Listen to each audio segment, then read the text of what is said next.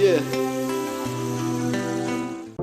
Now, you probably noticed I don't feel about that war the way we were told we were supposed to feel about that war, the way we were ordered and instructed by the United States government to feel about that war.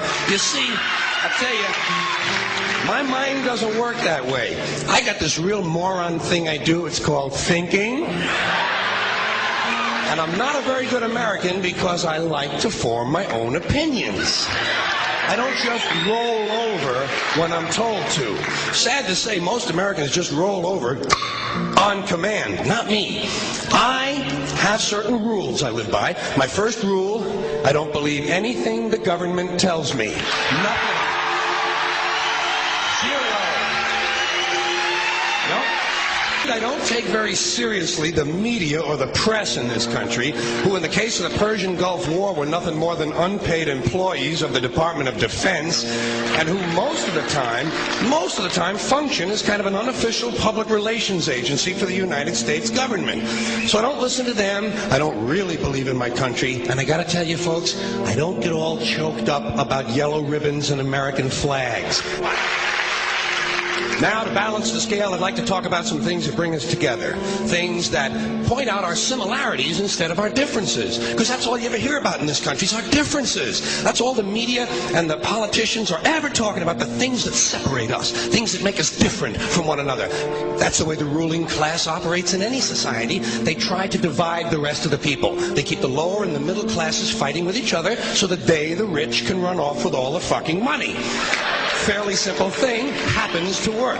You know, anything different, that's what they're going to talk about. Race, religion, ethnic and national background, jobs, income, education, social status, sexuality, anything you can do, keep us fighting with each other so that they can keep going to the bank. You know how I describe the economic and social classes in this country? The upper class keeps all of the money, pays none of the taxes. The middle class pays all of the taxes, does all of the work. The poor are there just to scare the shit out of the middle class. Keep them showing up at those jobs. Politicians know that word. They use it on you. Politicians have traditionally hidden behind three things: the flag, the Bible, and children. No child left behind. No child left behind. Oh, really? Well, it wasn't long ago you were talking about giving kids a head start.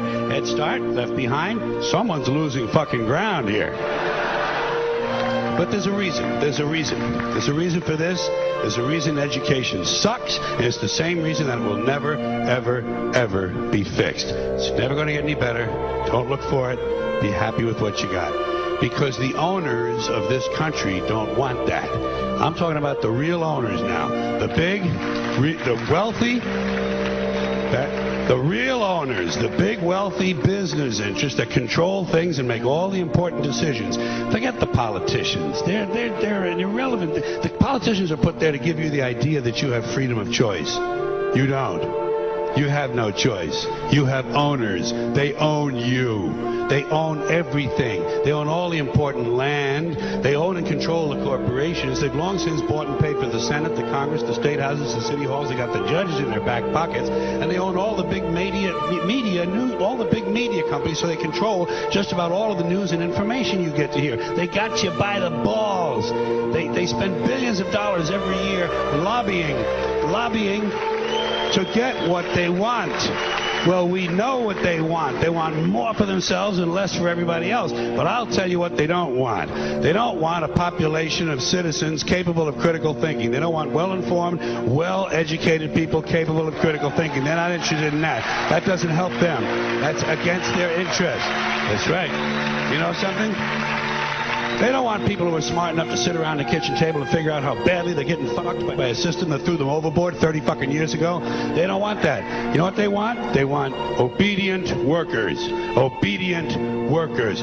People who are just smart enough to run the machines and do the paperwork, and just dumb enough to passively accept all these increasingly shittier jobs with the lower pay, the longer hours, the reduced benefits, the end of overtime, and the vanishing pension that disappears the minute you go to collect it. And now they're coming for your Social Social Security money. They want your fucking retirement money. They want it back so they can give it to their criminal friends on Wall Street. And you know something? They'll get it. They'll get it all from you sooner or later because they own this fucking place. It's a big club, and you ain't in it. You and I are not in the big club.